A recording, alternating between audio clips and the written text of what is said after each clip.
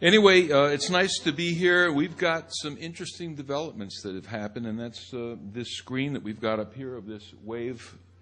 One of the machinery, piece of machinery that I'm operating in on the table in there is a weapons development spectrum analyzer, and what it's used for. It's about a $60,000 machine that was developed by Tektronix, and what it does is it enables the aerospace and military to develop weapons-grade electronic attack systems. And one of the things that it does is that when you have a electronic weapon attack, this machine locks onto it and captures that wave. The application is that if we're flying a jet or some kind of military mission and we get ground radar hitting the aircraft, this kind of machinery will then assess the radar and then select a countermeasure to fire back to the ground so that the individual looking on the radar set will see 15 or 20 blips instead of the one aircraft that we're in. So the application on this machine is that it was for making electronic warfare aggressive equipment and also defensive equipment. Now, what we're looking at here and the development that's taken place, and I've seen this before, is that yesterday some government entity was taking a satellite and sending down brain interfering signals. In other words, the whole hotel area, both this area and the other side, was saturated. And what this machine did is it captured that attack wave. I turned the machine on about 8:30 in the morning, and it was there. Now, for the past 5 days, I've been in Sunnyvale doing an assignment over there, and this wave was not present the whole 5 days that I did analysis of the electromagnetic spectrum over there. And so this kind of wave would have the effect to make people nauseated, headaches, you'll feel lethargic, you would feel anxiety. You would not be in a very good mood. You'd be edgy. You would, your body would be telling you it's time to go somewhere else because this place doesn't feel good. Now, this morning, when we turned the system back on again and make another analysis, that wave is gone. So either the satellite that they had in position to expose us to this has moved, or they decided that they just wanted to give us a one solid day dose of it. It did shut down last night just before the banquet, and so we had a good solid 8-10 hours of exposure to this thing. Now, I don't know how many people have been here both days that noticed that today they're feeling a whole lot better than they did yesterday. And I've talked to quite a few people and asked them whether they feel better and whether they felt anything yesterday. And there's been quite a few people that have said that they're feeling a whole lot better today than yesterday. How many people feel better today than yesterday? Quite a few? Yeah, see? So this stuff is the real deal, and the interesting thing about a convention like this is that they're concerned enough about us talking about these matters and all the other related subject matters that your First Amendment rights from position, but that doesn't mean they're not going to send some kind of attack wave down there to try to discourage the meeting, and that's what happened. I'm going to go ahead and animate this thing so you can see what the actual thing looks like. This is a video that we took of the attack wave in and of itself, and what's going to happen when I initiate it here is you'll get to see exactly how this thing works when you see it real time. It's a frequency hopping wave, and you see how it's jumping all over the spectrum. It's going back and forth. These are short videos, but this gives you the dynamics of what happens with this thing. And these waves are pulsed microwaves, so they're not only just covering one area, they're sweeping back and forth, and they are causing interference to the brain, because the brain is basically also a computer that uses synapse firings for all your thoughts and body control. I'm going to run this one more time, and I'm going to show you a different view of it because I changed the settings on the machine in terms of trying to make further analysis. This one is the most real-time analysis, and that's why the wave looks like it's going even faster. The next one I'll show you, this machine has different kind of capabilities to make analysis, and so this is not my computer here, so I'm going to be a little slow on it. Let's close that out. It is 1.7 gig, almost 2 gigahertz. The numbers that are on the bottom left right here is the band center, this 1.775 gigahertz. Now, in this case, I'm using what's known as a marker, and that's going to be this little blip right here you'll see. Once I animate it, what the blip does, this is what's known as sig track. So it's going to jump around, even though the actual wave that they fired at us is jumping around. The sig track is going to follow it, and you can see that here, that little V that's on the top. And what that does is it moves with the signal as the signal jumps, and as a consequence, you can see up in the top up here, we're getting a chance to look at the actual power levels. The number that's rotating in the upper right corner says minus 50, 50, 40. What it's doing is summating those different power levels that are being fired at. Now, the actual level of this thing, in terms of its power right now, or when we captured it, it's running about 2 times the power of an FM radio station. Now, if you think about an FM radio station, normally they can be anywhere from 35 million watts to somewhere in the range of 50 megawatts. So for a signal to come up to these levels where you're roughly twice your ambient FM station means that we're dealing with a fair amount of power coming out of the sky. Get this thing to run one more time, and then we'll move on to the last one. The numbers in the top left is the actual frequency that it's hopping to. It's 1.771, 776. So this is what was being radiated down on all of us from above yesterday all day long. And now that I've told you about it, you can maybe think back also on maybe some things you were feeling yesterday that just weren't quite right. And what would be, because we are archiving this attack, and you know, it's interesting, you don't often get a chance to capture these attacks. Usually they're not so brazen that they're going to want you to see exactly what kind of technology they're using on you. So I've only had maybe 10 attacks or so that I've been able to document like this. One of the other ones was the mind control meeting up in Davis, which was a few years ago with Mary Ann Stratton. I was running machinery up there also, and then we got the similar kind of attack, and everybody was feeling bad. That particular meeting was in a church that was out in the farm area, a little bit south of Davis. So I went out there with my binoculars to see if I could see any vans or any kind of cell towers or any kind of other sources that could have caused that wave, but there was nothing around. It was, once again, coming straight out of a satellite. In my information here, we'll have a look at what some of those satellites look like as we move towards some of the other systems. But this is a special thing to be able to capture one of these things. Now, here's the last animation on this thing. And what I did on this one is I made the bandwidth wider, so we're able to see it jump over a wider range. It doesn't stay at one frequency, and that's one of the reasons that it's so efficient at causing brain interference, is because, you know, it's not just going to resonate one particular speed and one particular frequency. It's moving and jumping, and the overall motion in and of itself has a frequency to it. So this is the real deal satellite type electromagnetic brain interference type of situation. And if you want to see anything further on it, the actual machine that I captured it on is running in the other room on the table, and also we have these QuickTime videos, the video presentations themselves, over in the other room as well. So, okay, that's the big news. You got hit directly. If you've been here yesterday and today, you've had the first-hand exposure to what some of these things can do. And of course, what the intent is on developing these weapons is that, you know, we're not going to shoot people with metal bullets anymore. The whole idea is to be able to go to the battlefield and turn on weapons of this nature and jam people's ability to oppose you just because you can cause their thinking and their bodies to be so sick and so overwhelmed and so confused that they will no longer be able to fight. And the nice thing about that is that you don't have to blow up the cities, you don't have to blow up the bridges, you don't have to blow up the infrastructure like we did in Iraq and then have to go spend billions of dollars to fix it. You just jam the people that you want to jam, and that's the outcome.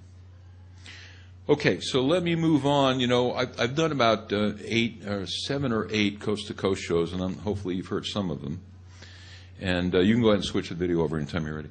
And what I'm able to talk about here is a little bit more flexible than I've been able to talk on the Coast to Coast show. Now, George said last night that Coast to Coast is pretty free about allowing you to speak about things, but I have to tell you and be honest with you that I did a Coast to Coast show, and it was probably 2 or 3 back, and it was during the Bush administration. And before I was allowed on the air, I was told that do not say anything against George Bush personally. They said fine to talk about the policies and any of the things that they have done, you know, in terms of the war and the other travesties that they did relating to our civil rights. But they said to me, just don't say anything personal about George Bush. So, you know, there was fear in their hearts. And, of course, I did a radio show with Art Bell where we spent a good 2 hours butting heads about privacy. And he was defending the government. And I'm going to talk a little bit about the details of that show. I don't know if you were able to hear that show, but I had a lot of people email me and said, boy, who got to Art Bell that he's out there defending the abuse of the First Amendment and the Fourth Amendment and the Sixth Amendment. So we'll talk about that. Anyway, that we're here, I have a little more flexibility to talk a little more politico. And, you know, after listening to some of the other speakers, I'd like to make a couple of comments because basically I've studied sovereignty and law for 6 years. And I've sued the government personally 3 times. I've filed habeas corpuses. I've got a larger constitutional law library in my home than they've got in Riverside County, California. Now, thank you very much.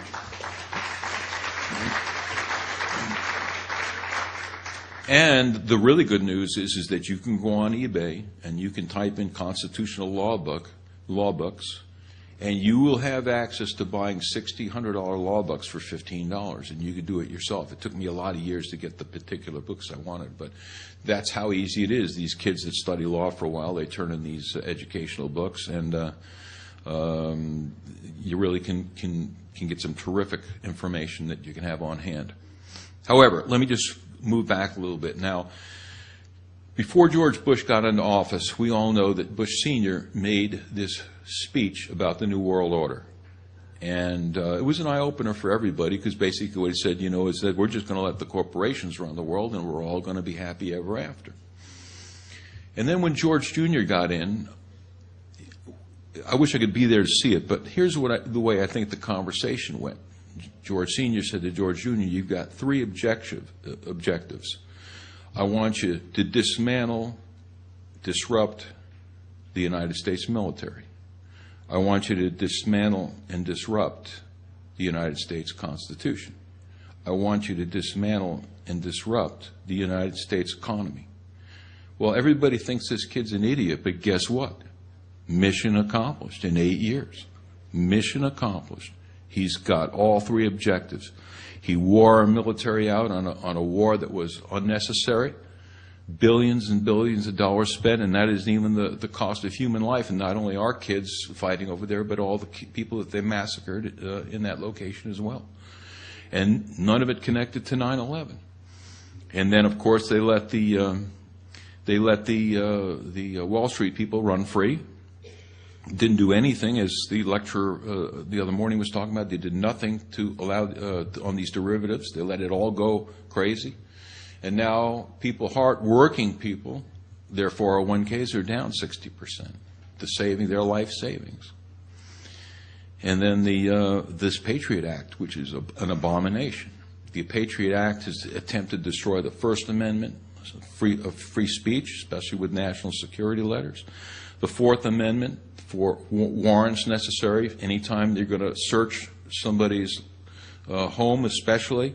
Now sneak and peek warrants where they can go break into your location, they can copy your hard drive, they can take and photograph your papers and then just leave the premises and never tell you that they were there for an extended period of time. The Sixth Amendment, to be able to just throw people in jail indefinitely without bringing them before a trial, before a court, to be able to torture people. You know, the other day when I saw Cheney on Fox News talk about torturing people, and I'm a very big fan of 1984, the book, and if we were having a course here, I would make everybody mandatory read 1984. But anyway, Big Brother, that was in everybody's home on this big telescreen, and of course a camera to watch you as well. You know, Big Brother was on there all the time with propaganda, and I looked at George Cheney talking about torturing people, and you know, I got this feeling that deja vu, that this is what exactly Big Brother looked like when he was talking out of that telescreen.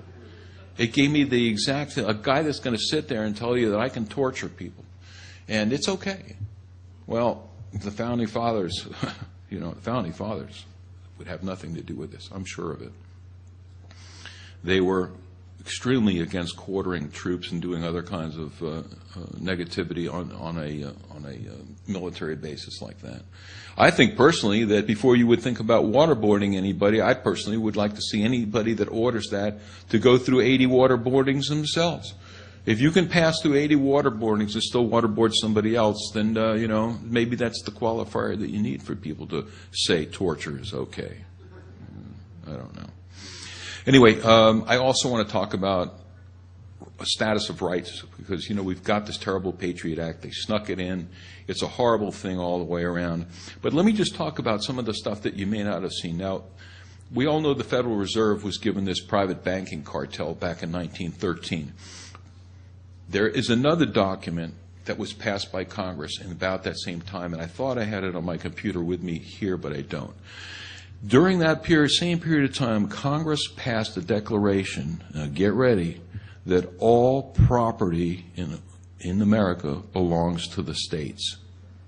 That all property belongs to the states. Now, as a consequence, if you are a homeowner, let's say that you don't have a bank loan, that you have a free and clear property, well, the actual legal status is that you're an equitable lien holder. You have a lien against that property. You don't own the property because the state owns the property. Further, the state and your local counties have taken that property and they put that property up for the surety for all the bond issues and the loans for the schools, the infrastructure of sewers and water systems. Just like the United States is up to its neck in debt, all the counties, for all these bond issues that everybody said, oh yeah, let's, you know, they put it before the voters, and the voters said, yeah, but you know, you've got billions and billions and billions in loans for these things, and your property is the surety for those loans. So give this a thought for a minute. Let's say that China, who's holding $4 trillion of our borrowings, let's say things get worse and we start borrowing more and we start borrowing more. One of these days, a Chinese banker could show up at your front door and say, guess what? Your county is defaulted on this loan on this property, and now I am going to put the higher lien than your value to recover this surety that you allowed, and you no longer live here. So think about that for a second, because you know it isn't going to always take bombs, missiles, invading troops running up the shores of California to take over California. You can become a debtor to the extent that you could lose the property that you think you own. But once again, you're an equitable lien holder, and also, you know, the IRS does the same thing. When they decide that all of a sudden you owe $500,000 against your property, they can come in and put a higher loan and bump you out, a higher lien, and bump you out of first position. So, once again, you don't pay your property taxes. What happens? The property is removed from your possession. You're no longer the lien holder on it. So we don't own property anymore in America. And the Founding Fathers, one of the things they came here for was to make sure that you could own property. But unless you have an alloidal title or a land patent, you are nothing more than a lien holder on the property. Bad news. How many people knew that one? Okay, all right, well, that's the problem. You know, if you don't pay the taxes, the next thing you know, you're out the door.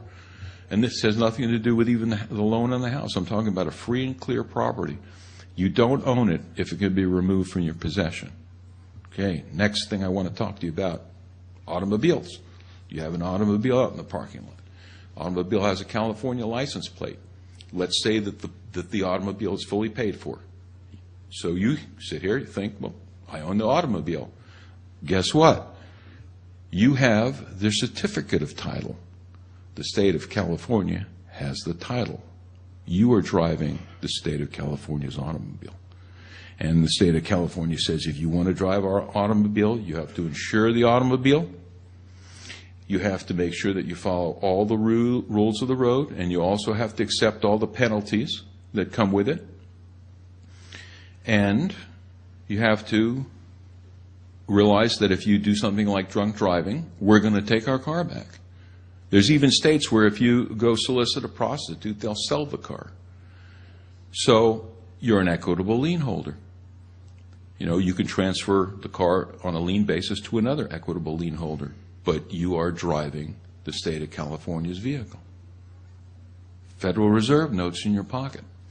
Who do they belong to? Federal Reserve.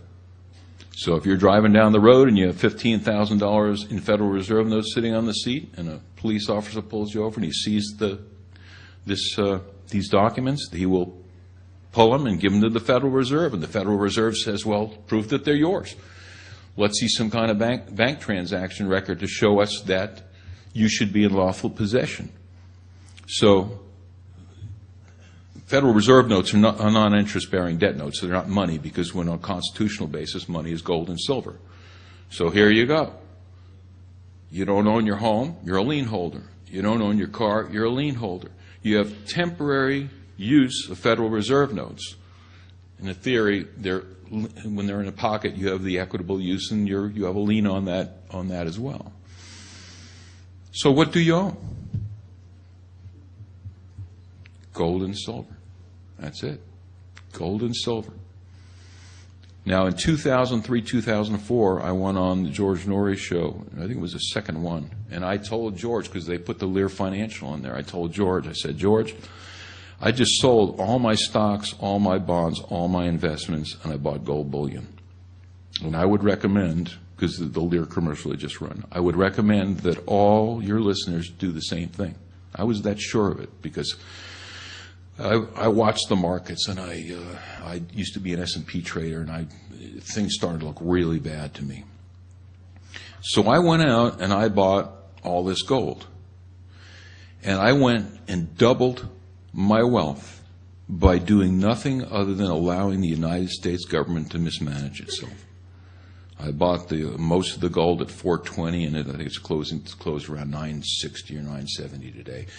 And it's going to take off from there. My expectation is it's going higher, because, you keep printing paper, these Federal Reserve notes, non-interest-bearing debt notes, and people tend to think that they're money, but think about it. If gold and silver constitutionally are defined as real value wealth, then everything under the zero line is debt.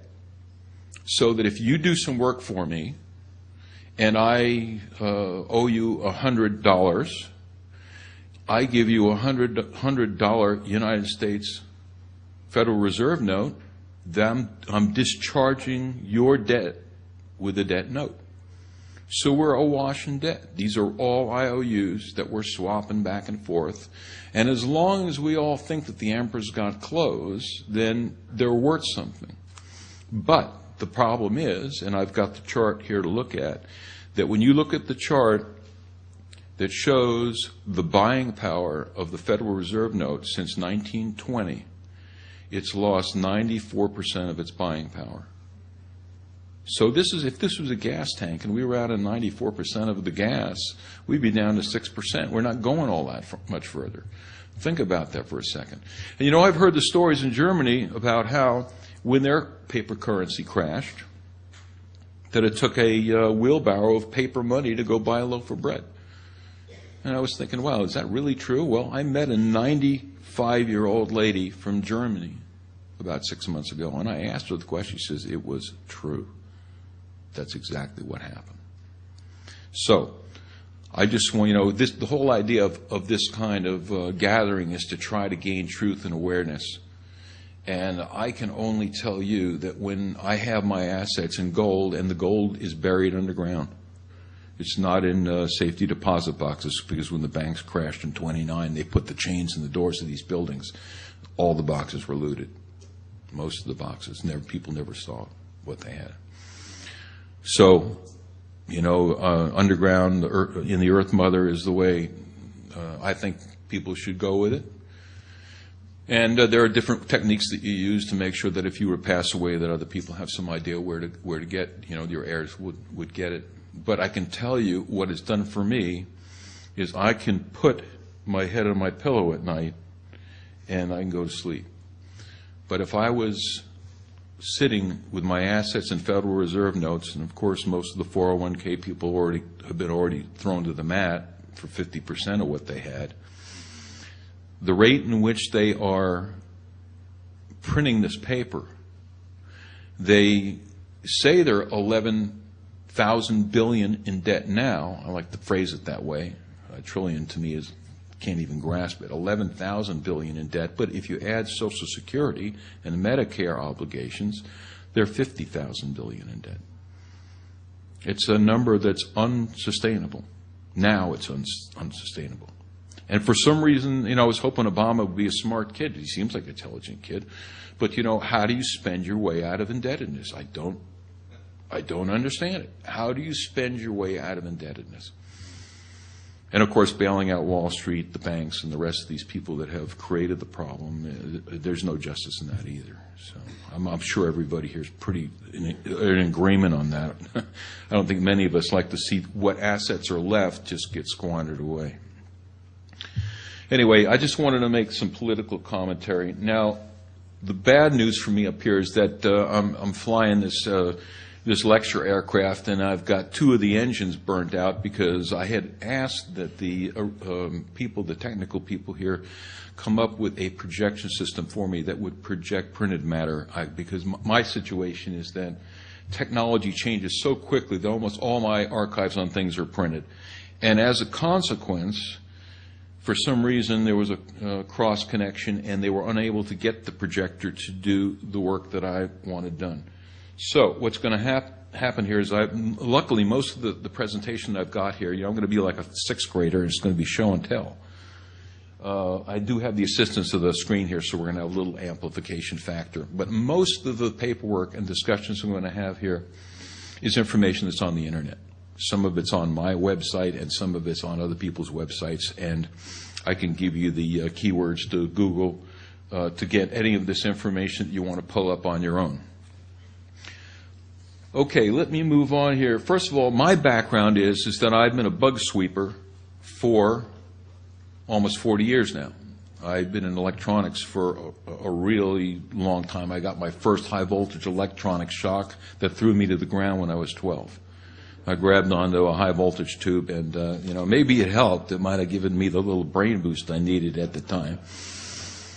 I don't know. But anyway, somewhere around 1968 or so, I started to move into this special kinds of investigations.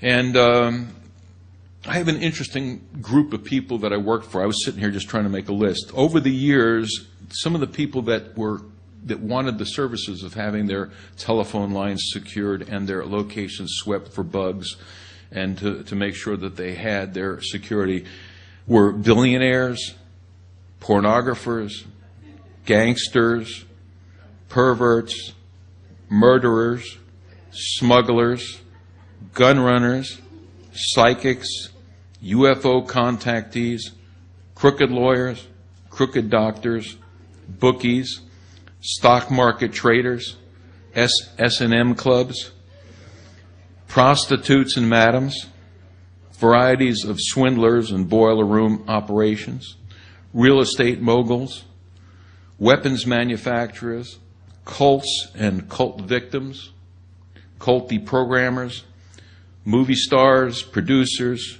music stars, casinos. That's just what I rattle off just to get some feel for. Now, it's been a great journey because, these people are really fun. I mean, You can't ask for more entertainment than some of these crazy people. And of course, the billionaires were terrific. I started up doing work for Howard Hughes back in 1968. I put together his sound system that rocked the whole 9th floor there at the Desert Inn, and because he wanted to watch movies. You know, he had owned RKO, and he wanted he bought the local TV station because he wanted to see movies, but that wasn't good enough. So they put him up in the penthouse, and we put this gigantic sound system in there. It was it's voice of the theater speakers, the big speakers from movie theaters, and he rocked the chandeliers in the place. That whole story is on my website at bugsweeps.com. The pictures and other information about the Howard Hughes thing, because that was one of the first billionaires.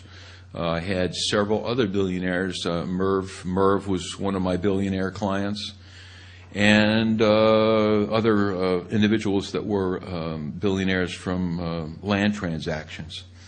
There are some homes that I have been in Bel Air with people that were executives for the oil companies, where the whole interior of these mansions were Greek and Roman things.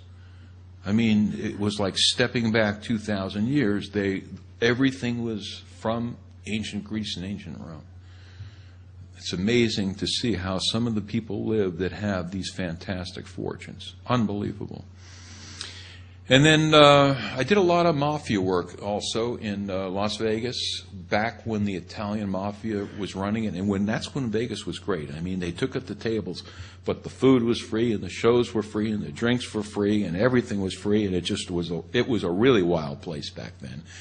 And got a chance to hang out with Frank and some of the boys, and Elvis and some of the other great stars of that time, and Las Vegas was, I pass through it now. I don't even stay there anymore. To me, it's just a shell of what it used to be. And also, I used to sweep. And some of the interesting things in Hollywood was that there was a card club hidden. It was a secret card club hidden under a nightclub on Sunset Boulevard.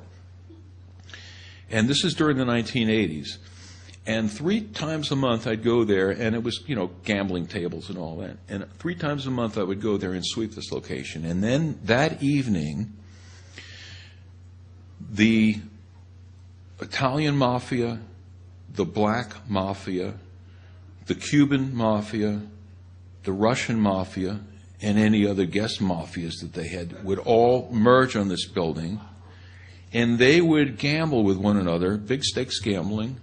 And they would make handshake deals because all the cocaine was at that time coming in from the CIA into Los Angeles. And these people had this distribution network, and they did everything by handshakes and suitcases of money going back and forth. And there was times where we were bodyguarding some of these people just because they were some of them were pretty Looney Tune. They would, carry a lot of guns, and a lot of people like to just shoot guns and, just for fun. Just go out there and unload a automatic. And a lot of them carried over 100,000 cash. I remember I had one, we were riding a limo with one Cuban mafia guy, and he said, I want to go to this place that has the Cuban coffee. So we're down in Southgate, and we go to this Cuban coffee stand, and he orders Cuban coffee for everybody. There's about 4 or 5 of us. And he takes out $100,000 out of his pocket. He had a roll this thick, $100,000. And people that were standing there went like, whoa. They'd never seen so much money. Big rubber bands, a big circular thing like that. And I said, put the money away, put the money away. And, we took the money out, paid for the drinks. I mean, only $5-6 for the whole thing. But, they also sent me down to, I remember one other little thing I'm going to tell you here. They sent me down to Southgate. And it's a little rundown, little dumpy place in Southgate. I can't figure out why they want me to go down there and do a bug sweep on a dumpy little place like this, So I knock on the door, and the guy that opens up is one of their bodyguards from Colombia, and he's sitting there with a AK-47 on his lap. And I said, well, why would the boss send me down? He said, well, I just sweep the place out. Check it out. Okay, so I took the sweep gear out, and I'm sweeping the walls and the floor with the gear that we've got to do that. And then there's a bedroom area in the back. I said, well, do you want me to sweep the bedroom? He said, yeah, go in there and sweep the bedroom. So I go in the bedroom, and here is boxes of cash.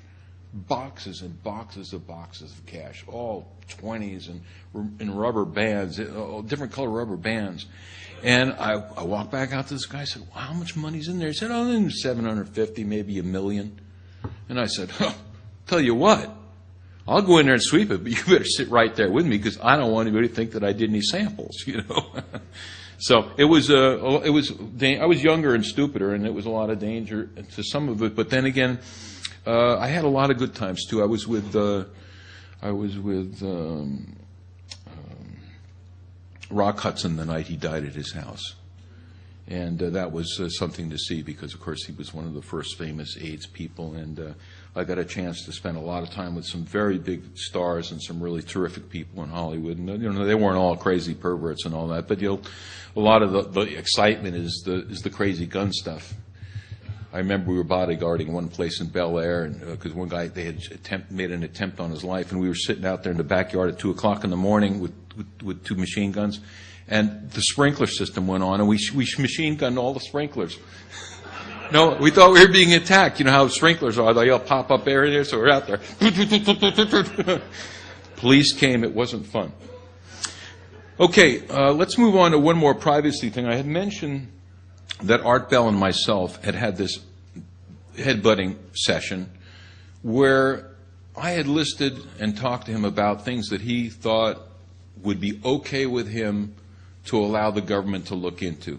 And of course, keep in mind with national security letters that are part of the Patriot Act now, you don't even have warrants for these government people to come in and look at these categories of privacy kinds of accounts. And so, you know, we got to get rid of the Patriot Act. That's the bottom line. We've got to get rid of it.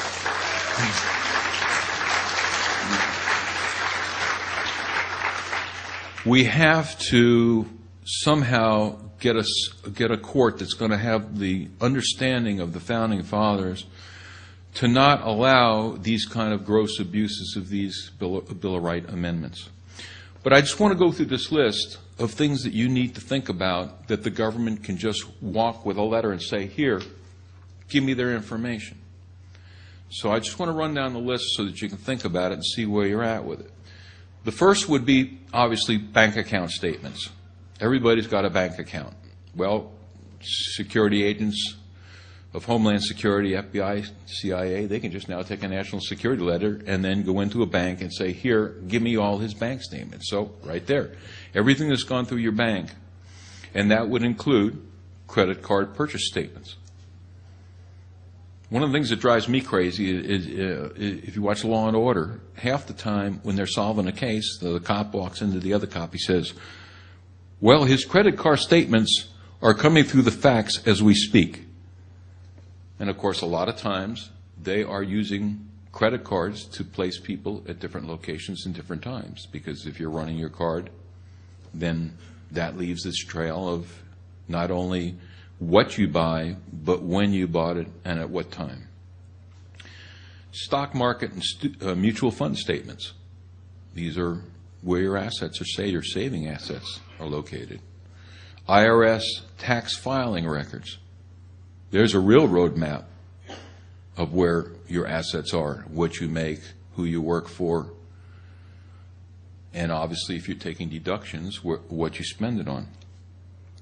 Credit reporting agency information.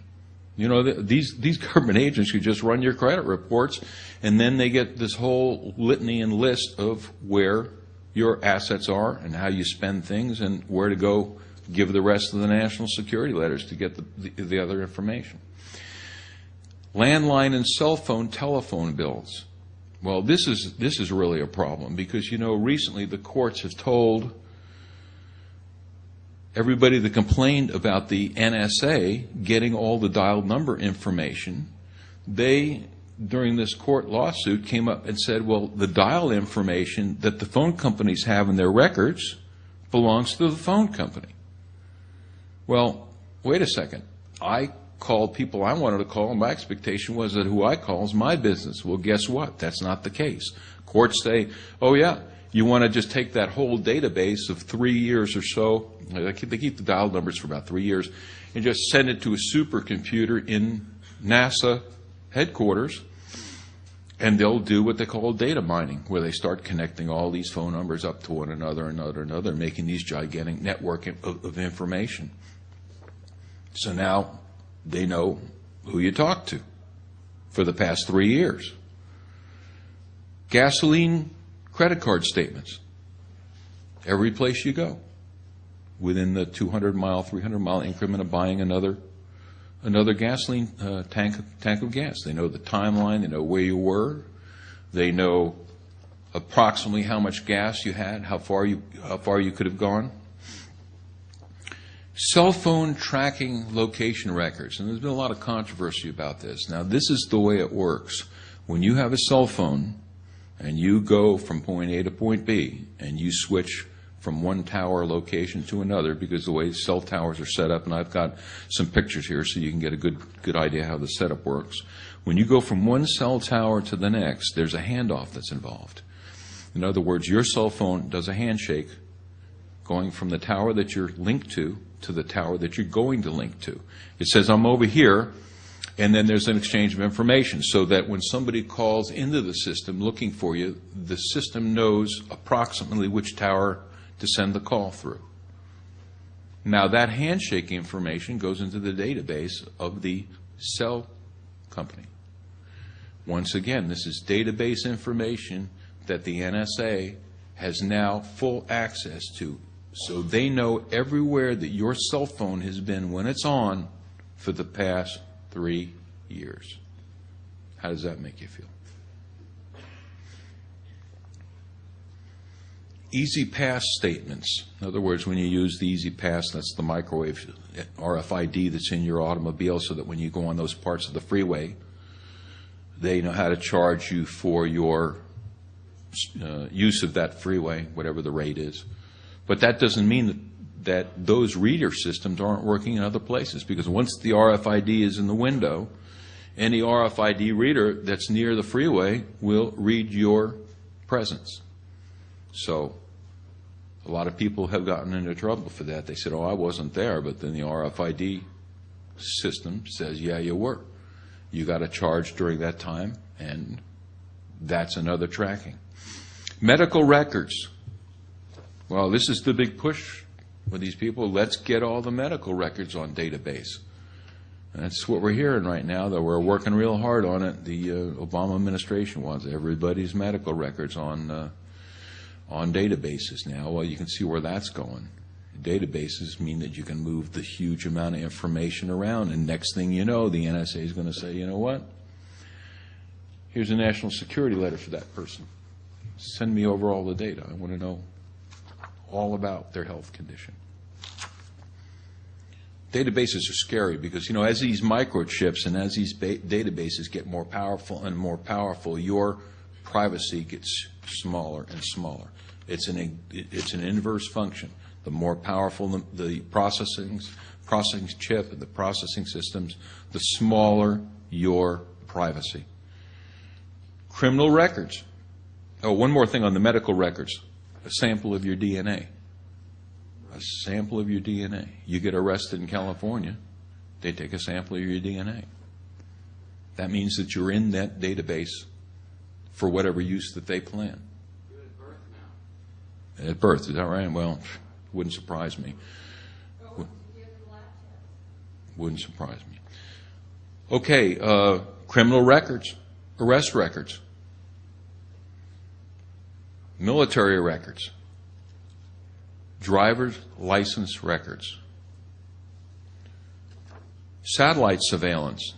Now, these satellite surveillance systems that they have can go back and look at what's happened for the past couple of weeks. So if there was one of their surveillance satellites traveling in your general area, they would be able to go back and see not only what's visible on the ground, but these satellites have radar in them.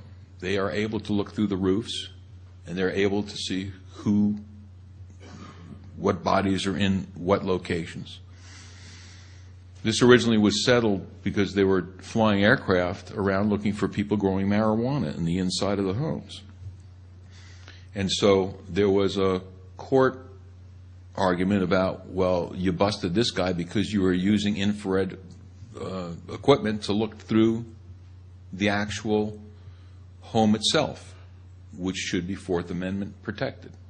So they went back and forth on that, and I don't really think that they're still clear about it, but I know that the surveillance radar satellites have the capability of looking straight through your roofs to at least to determine how many people are there, and of course they probably can determine other structures that are inside your home as well. Now, the NSA partnered with Microsoft on the security portions of the Vista system. How does that make you feel? Backdoor city. That's what it's about. They'll be able to just go straight into the back of your computer and take out whatever they want and never even have to enter your location. The other thing people are concerned about is the Manchurian microchip. What the Manchurian microchip is that all the computer motherboards come from China. And unless anybody really knows how to totally analyze every chip and every architecture of a motherboard, how do we know that the Chinese aren't in position to turn every computer off permanently if there was hostilities between us and them? Think about that for a second. A backdoor switch, a Manchurian microchip during a period of hostilities to permanently shut off every computer that they've made, and all the computers come from that part of the world. Do you think that would turn things upside down pretty quick? That's almost the Y2K that we were sweating years ago, except it would all really go down on an overnight basis. Cable TV program charges. So every time you go on your cable TV and you order something special, they get a chance to look at those records as well. And of course, now that we've all gone digital, part of what that's all about is we're getting ready for the Big Brother telescreen. Back in the 1984 novel, Winston would have to be in his living room and the Big Brother would be on telling him the propaganda of the day. And there was a camera in the screen, and the camera would be watching at all times, so you would never know when you're really being watched. And Winston says that because that's going on, you can never show any emotion. Your face has to stay emotionless, in which case Big Brother wouldn't have a chance to assess whether you were disagreeing with the propaganda that was coming across the screen. And I only have to tell you now, relating to that you go to Las Vegas and you walk through the door of any major hotel, your face is scanned and it's sent to a database, and you're compared instantly to all the cheats that they know of in their database. So facial recognition is the real deal. So anyway, getting back to this digital TV switch is happening probably today or tomorrow. We're going over to digital, and the idea on the digital is that you're going to be able to do a lot more flexibility relating to two-way communication. Now, I pulled a couple of boxes apart so far that I've gotten a chance to look at. I'm looking for cameras and I'm looking for microphones, and they're not there yet, at least not in these very first units. But it wouldn't surprise me pretty soon, just like you have on standard equipment on a PC. You have a camera these days and you have a microphone. So pretty soon, people aren't going to be real sure whether that TV box that's sitting over there is just giving you entertainment or whether it's actually monitoring you and what's going on in your home. Automobile black box data.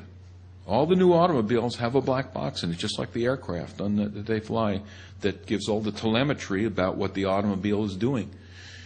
Some of them have different amounts of time that falls in memory. Some are 10 minutes, some are maybe perhaps longer. So anything that goes on in your car where the car gets in an accident, you don't get a hold of that black box because your insurance company confiscates it out of the car. In other words, if you get in an accident, the car's taken to a junkyard, your insurance agent is over there taking that box and they plug it in and analyze it. Internet browsing records and Google searches. Think about that for a second. Everything that you ever asked into Google could be sitting on the NSA servers. passport and travel databases.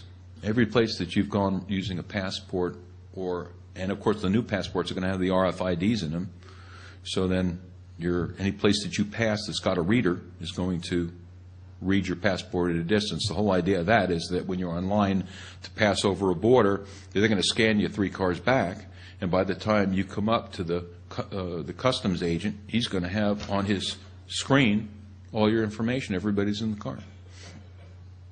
Now, on this list, I just want to go back to the Art Bell show. I said, Art, okay, these are the things that I'm concerned about. And Art, and I said, do you have a problem with the government just going ahead and having these things in a database somewhere? And Art Bell shockingly said to me, he said, no, I don't have a problem with it. He said, if you're not doing anything wrong, why were you worried about it? I couldn't believe it. Because I thought this man was something special in terms of all that he built. But, something happened. Something happened.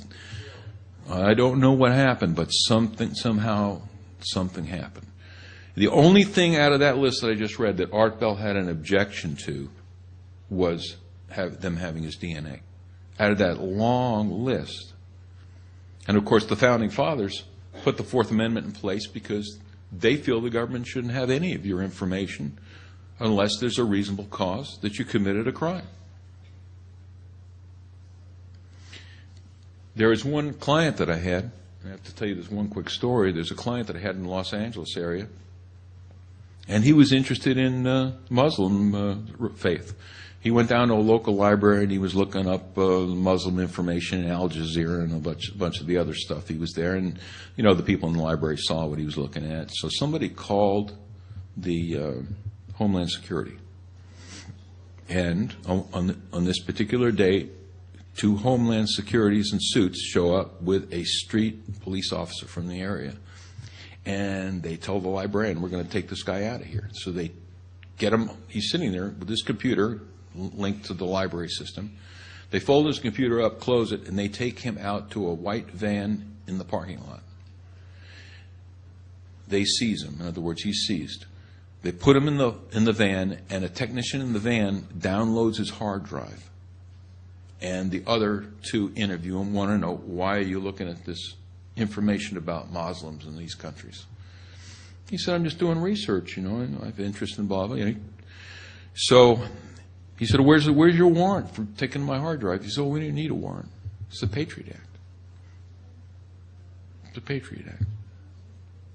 They copied his hard drive and told him, you're a naughty boy, don't look at this stuff anymore. And they let him go back in the library with his PC. Makes me angry. Does it make you angry? What is going on in America? Well, here's the other thing you need to know about the court system. I did want to make one more comment because I do law. This is the interesting thing that they did to us. We originally had constitutional power, and when you went into courtrooms, the flag was the constitutional flag, which is the one without the fringe, because the fringe flag is the flag of the President of the United States, the Commander-in-Chief. But when you're in a military court, then the venue and the flag is a military flag. Now, you go anywhere in almost any public building in America, and they're flying military flags. What they did is they moved all law into contract law, so that everything is based on offer and acceptance. You get offered a contract for a service or anything else, and you sign the contract, and then you're bound contractually. Now, what they've tried to do is for you to exchange your rights for privileges, driver's licenses. So what you do is you go in and you sign this one little form, but actually when you signed the form and made the contract with the state, you gave up your driving unencumbered for now being involved with buying all the laws and regulations, which in the book in California is about that thick. That's what you bought. It's called an adhesion contract. An adhesion contract means, maybe one sheet saying, yeah, I want a driver's license, but the adhesion portion is that you bought the book. The whole book is now your responsibility to know, relating to laws of the road and also penalties and everything else. So everything's in contract law now. And you may notice also that anytime anything comes to you with your name on it, it's all in capital letters. A normal flesh and blood individual's name like mine would be capital R, lowercase O-G-E-R, uppercase T-O-L-C-E-S, because when you look at the U.S. Styles Manual, the U.S. Styles Manual tells you that flesh and blood people are stated in that manner in terms of the style. But when you receive these other offers and things, it's all in capital letters, which is characteristic of a fictitious name entity. Now, on Sunday, when you look at your newspaper and you see that there's fictitious name filings, you'll see that somebody's opening Joe's hot dog stand. They will have all capital letters. And so as a consequence, what they moved us to is the status of being a fictitious name entity. You're the surety for that trust. In other words, you're like the owner of Joe's hot dog stand. But anytime you get involved with courts or anything like that, they're going to address you as that fictitious entity, and therefore they can keep all of it in contract law, and you can't go in the court and say, Your Honor, I want to invoke my constitutional rights. Well, you can't do that because you are a fictitious entity. You're Joe's hot dog stand. Joe's hot dog stand doesn't have any rights like that. So I just wanted to be aware to watch out for contracts. When I have contracts put in front of me and they say I sign under penalty of perjury, I scratch it right out. I scratch out under penalty of perjury. And you can say I declare that when you scratch it out that the following is true and correct. But you got a Fifth Amendment right not to get yourself into these jams, and knowing the Constitution will really help. Okay, since I have a shorter period of time here, we're going to move forward. I want to show you this. This is one of my favorite little signs. Can you see it? Can you see it? The brainwashed never wonder. Okay, there we go. Is that working better? We made this up, and I love it. The brainwashed never wonder. They don't. Now, the nice thing about a group like this is that you're not brainwashed. You're here for the truth. You want to know things. You are not the brainwashed. At least they haven't gotten to you yet. You're still here. And, that's a feather in your cap. Your brain's still operating. You don't have the question mark. You're not with the sheeple. You're not going over the cliff with the rest of the sheeple. And hopefully we co-influence one another to be able to continue forward and do some of the things we need to do to reclaim our nation. Okay, this is a cartoon. You can't read it, but this is an NSA one. I love this one. He says, we're tapping your phones, analyzing your call habits, it says the NSA on his little thing here, and compiling data on your personal information to keep the bad guys from taking away your freedoms. It's a great little cartoon. Here's a chart of what the NSA is up to, and this is on the internet, and I can give you the link on this. This shows that the NSA has run its tentacles through all our major communication centers. So in other words, all your ISP servers, all your phone lines, all your underground cable, all your satellite centers are now tapped at those centers. Fiber optics run back to the NSA headquarters. Now, the reason that this is so different than before, because before, in the days when we were using telephone lines, when there was a wiretap order, that wiretap order was specific to a particular line. And an FBI technician would go down to your local phone company if you were the object of the tap, and he'd hook across your lines, and they'd take your information, and that's how a wiretap was done. But not any longer, because now they can not only tap your ISP and your email, but if you're on a voice over IP with a Magic Jack or anything else you want to use, and I love Magic Jack, you will then have yourself in what's known as packet format. And in the internet and all these new technologies, packets flow together just like fish floating in the stream. And at the other end, somewhere down the line, your packet gets separated. Packets are breakdowns of the individual moment, second to second, but yet we're all in the same stream. So when the NSA first started to attack and want to get wiretaps on individuals, they had to go in and tap the whole data stream with everybody else on there because it all flows together. So we can no longer be assured that a wiretap would tap only the person's line that was the target. And they used a machine called Carnivore. And what Carnivore originally was a computer server that they would put inside one of these main distribution locations. And it was in a metal cage. And they would run the ISP's main cable through the cage, and it was then looking at every email traveling in that section of the country. So now we have to take the word from these people that they are not listening to anything other than they're supposed to.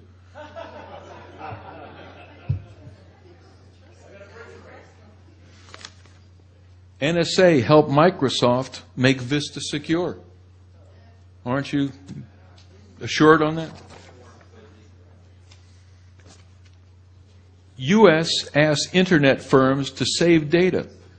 Could help fight child porn. Google, Microsoft, AOL, Comcast, Verizon, and others Friday in a private meeting with the Justice Department. So there you go. 3 years of everything that you do on the internet, right down into the supercomputers in the NSA.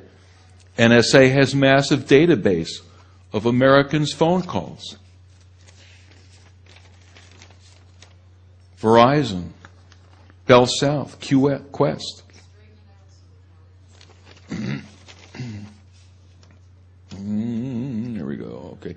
Well, this is why I really need to have these guys get me the right projector. But the main thing is that you get the drift of this, and of course, all the in-depth information about these events are still on the internet. Telecoms let NSA spy on calls, and then when individuals sue these people, which has happened since then, because this article here is February 6, 2006. When American people say, hey, you had no reason to listen to my phone calls, I'm suing you, the George Bush people say, we're going to give them immunity. Just totally sidestep the Fourth Amendment and sidestep the Constitution. Patriot Act. What's the Patriot Act? That makes it okay. This is the really scary thing about where we're headed. Web users walk Great Firewall of China. And what happened is, I'm going to have to kind of read it here as well. Google, Yahoo, Microsoft, which have been pressured to help China's internet snoops restrict access to certain content and finger those trying to evade restrictions. Watching on closed-circuit TV screens are linked to the nearby police station. Looking over the shoulders of everyone, they were talking about a cyber cafe that the people are in. The data collected through the use of software are instantly transferred to the police. This is 1984 high-tech. And you know something? These American companies, they just wanted the money. They went to China and said, yeah, you want to spy on the people, you want to lock them out? Give us the money and we'll show you how to do it. All these, you're right down the road from Silicon Valley here. And what's interesting? I went on the back streets of Silicon Valley the other day, and a lot of these companies are empty. And there is karma. I think everybody here understands karma.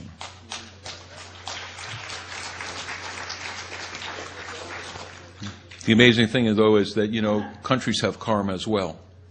And when Russell Means was here yesterday, you think back on what the United States military did to rounding his people up in concentration camps. They gave them blankets with smallpox. Up in one of the areas where I have a home up there in Idaho, they put the Shoshone and Bannock, who hated one another. They were long-term warring tribes. They put them on the same reservation, hoping that they'd kill each other off. We genocided the South American people, the Vietnam people. We're working on the Iraqi people. So karma is a big deal. And America, may think it's going to go rolling on 200, 300 years, but something? Ain't going to happen. You can't go around genociding other human beings and expect that your life is going to be fine. It's not going to happen.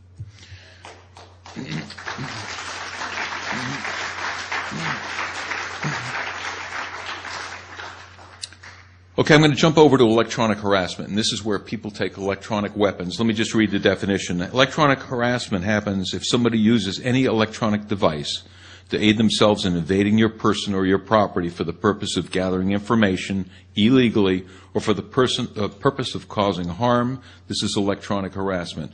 This is the electronic harassment pages on my website, which you can go visit. It's, once again, it's bugsweeps.com. Info electronic harassment, and there's a little box on the front page. One of the items that's on the front page, on the right, there is a modified microwave oven. So people say, well, how can people get a hold of these energy weapons? The government has all the energy weapons. Nobody has energy weapons. Well, guess what? If you have a 1,200-watt microwave oven in your home, and you peel the side of the oven open, which I had a case where these people did that. They got in a conflict with their neighbors. And what they did is they peeled the microwave open on the side, and then they went, and this is a diagram that you can see on the internet, and they faced this weapon through the walls. And microwaves go right through the walls like they weren't there. So they radiated the next apartment and the next 2 apartments down. Each apartment, the people were getting sicker and sicker. And after I did this story, I talked about it on Coast to Coast. I had these people call me up and say, well, can you send me the plans? Oh man, I tell you, and it fries you what it does. And first of all, let me just say something about microwave. Isn't it a little odd? They say don't even operate the microwave, or don't even stand near close to the microwave when it's operating because it's unhealthy. Well, here you got this klystron tube that's in it, and what it does is it puts 2.4 gigahertz into the food, and it vibrates the molecules at this frequency. And so once the food comes out, it's secondary emission. The heat coming off the food is 2.4 gigahertz. And then you take this food and you throw it down your throat into your digestive tract. Number 2 cause of death in America. First is heart attack. What's the second one? Digestive tract cancer. In 1980, when I did the research, and there's a doctor called Dr. Herzl that did the original research on it. It was out of Sweden because that's where the original microwaves came from. And he did the research and he found it was terrible for rats. I mean, it was horrible for everything. The original microwave company was thinking he'd come up with a great report. He says, look at this. It's killing my rats. And they said, oh, well, thank you for the report. That's all we need. We'll take the report now. But he ended up releasing the report and they put him in prison. The report's still around. And so what happens is microwave vibrates molecules in a whole different way than human beings have been eating food for the billions of years we've heated over a fire. It's a whole different dynamic. And when I read all the information myself, back in 1980, I lifted my microwave up and threw it in a dumpster. And now I have to go to these places like Denny's if I'm on the road. I said, well, do you microwave the food? And they'll say, oh, yeah. Well, I said, well, I don't want my food microwaved. You don't? Vegetables. Normally it's the vegetables, not the mains, not the meat mains. It's the vegetables. So ask if you go to a restaurant whether they're microwaving your food and don't eat it. It's radiation, basically radiation. Jumping over to radiation, on my website, once again, here is a picture of active denial. This is the military's microwave weapon. And what it does is it fries people. It's a 95 gigahertz, 1 million watt thing on a truck, and you just go and you aim it at people and you burn them. And there's a video also, there's a demonstration video on YouTube. If you put in active denial, you will see the video. And the video will give you, they actually showed the machine, and they had a reporter that was brave enough to stand out there, and he got radiated and had to hit the ground in about 2 seconds because they were toasting him. Now, here's the other problem, microwave towers. Okay, here's the little part of my website where you click on this tower, and it will show you how they're concealing microwave towers these days. That is this document. They've got them in church steeples, flag poles, utility poles, flagpole, a Christian cross for a church. They've got them in phony buildings. They've got them in, let me pull up. They've got them in different kinds of chimneys, different kinds of enclosures. Here's a water tower. Here's a clock. So, trees as well, yeah, the phony trees. So anyway, here's what you've got. A microwave tower can have up to 3 separate transmitting systems. Here's a picture of a typical tower. This one only has 1 level, but when you get into the city here, you'll see 3 levels. Now, here's an interesting thing. They have synthesizers. There are channels that these things operate under. They operate in clusters like this. We have this 3 cluster right here. This is a small 3-section microwave system. But guess how many channels each tower can synthesize? You're going to love this. 666 channels.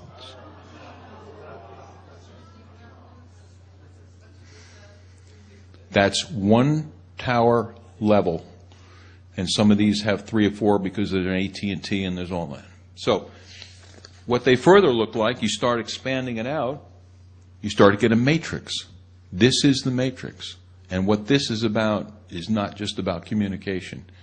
This is about what's going to happen when they decide to take over the streets of America. If there's a Rodney King event or some kind of event where they want to bring the people to their knees, they will take the synthesizers in here and they will turn off the cell and they will synthesize the kind of waveforms that we were hit with here yesterday.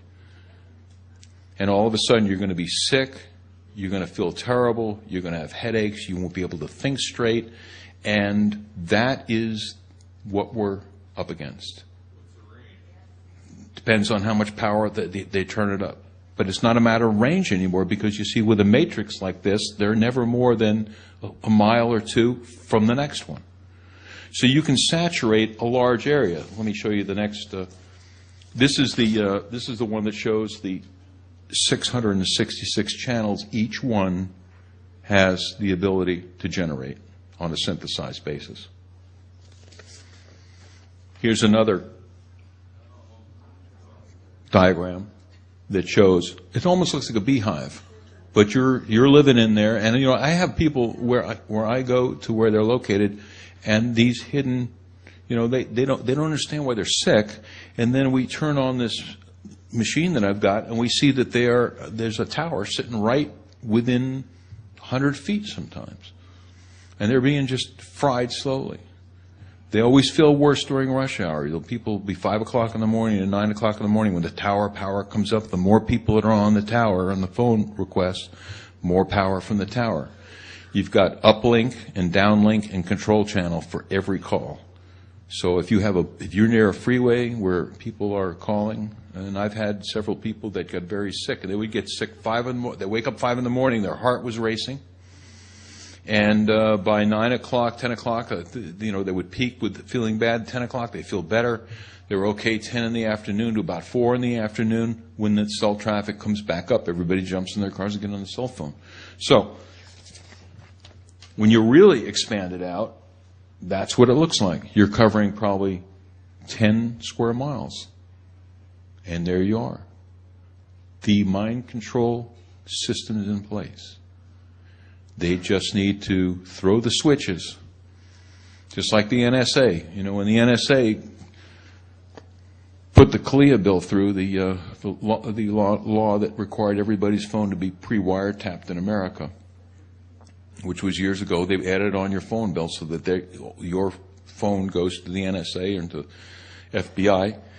All they have to do is sit at their computer and punch in on the keyboard your phone number, and bang, all your calls go into the hard drive.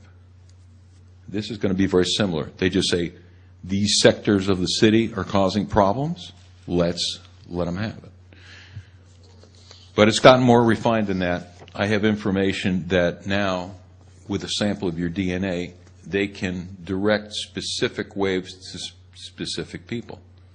So if you're a dissident in a particular area, they'll say, well, where is this person? Check his cell phone. Towers will ping the cell phone, oh, he's over here.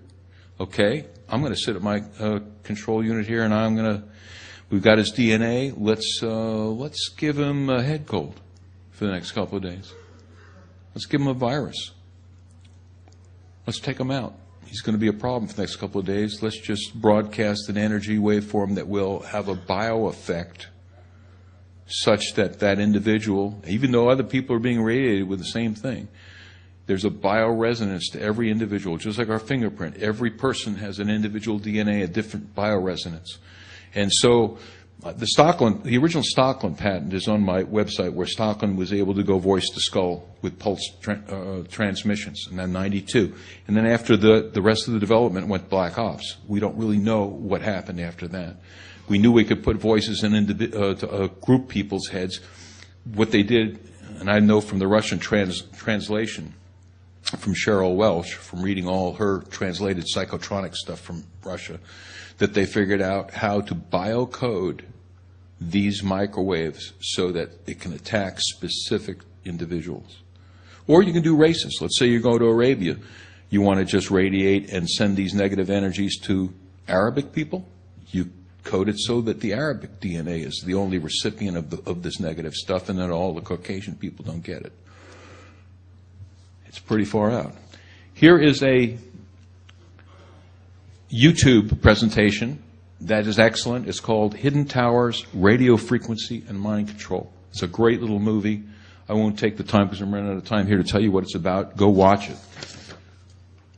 Microchip implants. We have equipment that detects microchip implants, and from the people I scan, about 15% have them. They do all kinds of different things. Some are just tracking chips where they want to know where you're going. Some are biotelemetry, which send out telemetry. Some are in the other direction, where you can send and cause people to have certain things happen to them. Most of it was done for identification. I think for the most part, now that they've got the directed energy weapon systems figured out, that they're going to stop doing the chips because it's just too big a deal to try to chip everybody. But if you can have their DNA, and you can address each individual person on a DNA basis from these towers, from the matrix, you got it made. You got what you need.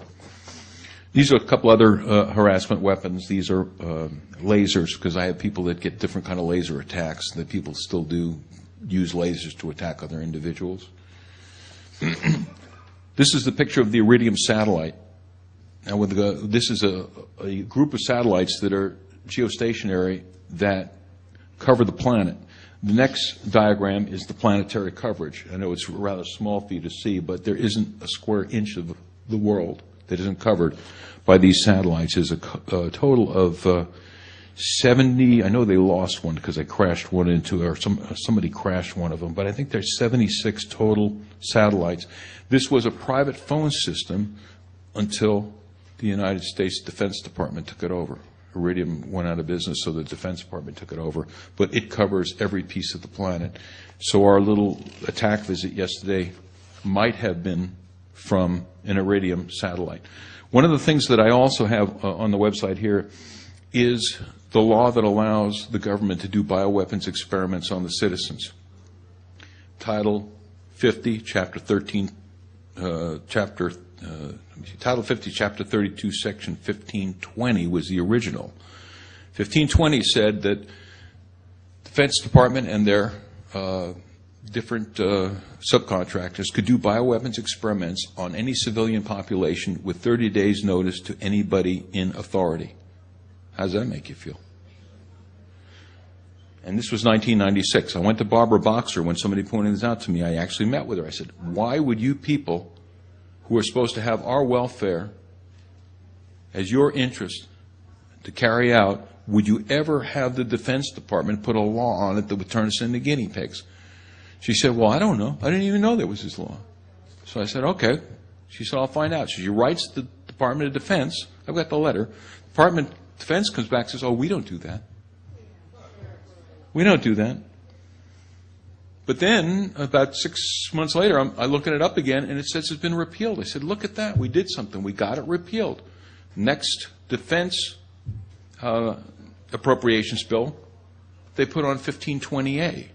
Now, 1520A says, basically, that you have to get permission from everybody that you would want to do a bioweapons experiment on, with the exception of any law enforcement purpose.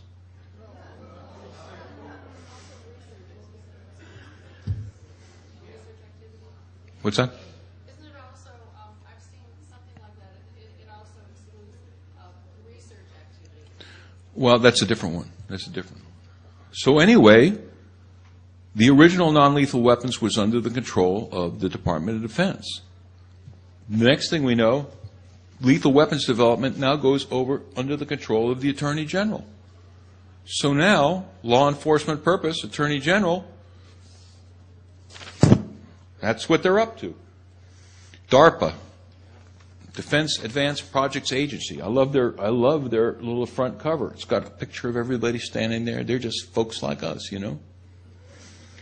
Only problem is that they're installing brain gates in people.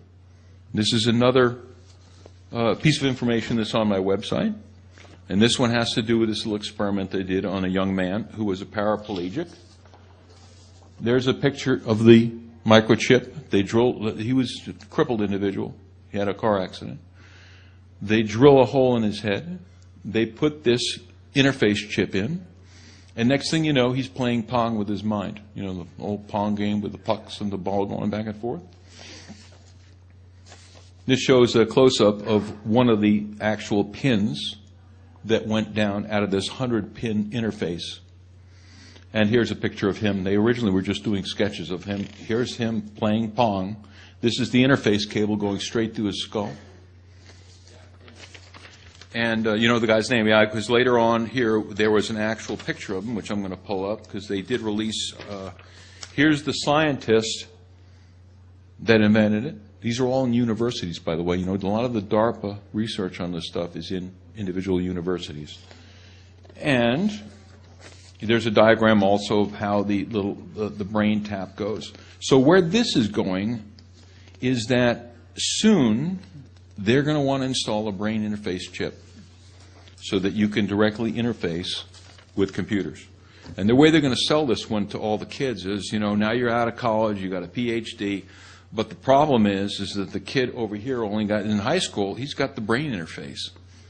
So he can think 500 times faster than you can, because he just plugs himself into a computer and has the computer assist him on anything that he needs to know or do. He can calculate, think lightning speed beyond yourself. So if you don't get a chip like this, you're not going to be competitive. And that's how they're going to do it. They're going to say the operation is going to be optional, but, you know, you're going to be a dunce compared to somebody that's got this brain power. There is a picture on the internet of the young man. That is the fellow that did get the brain interface, and he was very pleased with it because he was unable to move his body. And that's a good thing, you know. I mean, anytime you can use medical stuff to help people. This is Los Alamos research. This is a brain scanning machine. Your head goes in this piece right here. And what the machine is going to do is it's going to read your mind. This is the new lie detector. Pretty scary, like just out of 1984. You put this thing on your head. There's some other pictures. This is what it looks like on their TV screen.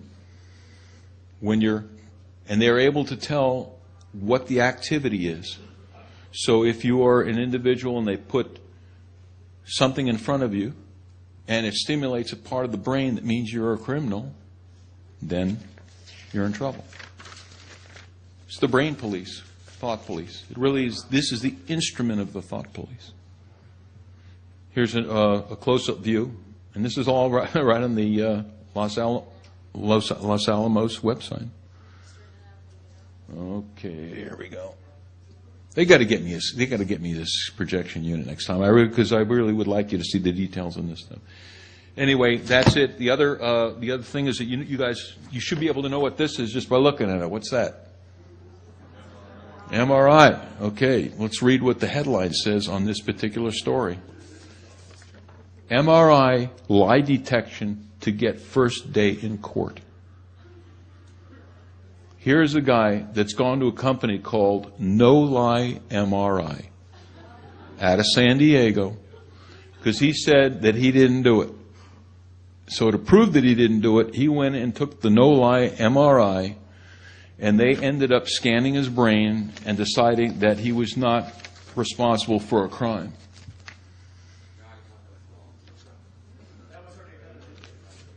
In India? Yeah. YouTube, 60 Minutes did a whole section on that. So you can pull up YouTube and look at Read Your Mind, January 4th of 2009, a brain imaging story, 13 minutes on YouTube. I'm kind of flashing through these here. One of the interesting things is transcranial magnetic stimulation. They're now going to solve everybody's mental problems by putting electric currents through your head. It kind of sounds like the old shock treatment, doesn't it? But this is much more sophisticated. They're putting specific kind of energies through your brain to neutralize different kinds of thoughts and problems. And I'm sure the behavioral scientists will say it's going to correct whatever difficulties they think you have. Homeland Security detects terrorist threats by reading your mind.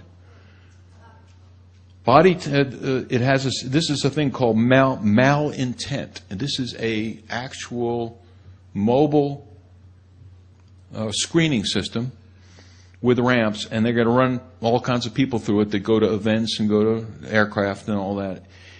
It says it has a series of sensors and imagers that read your body temperature, heart rate, and respiration for unconscious tells invisible to the naked eye.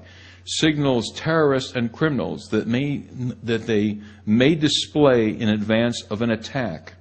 This is a mobile screening laboratory, and there is an actual video presentation with this that's about 15 minutes that shows how it works. It really is surprising that they wanted to show it to us, but it is really something else.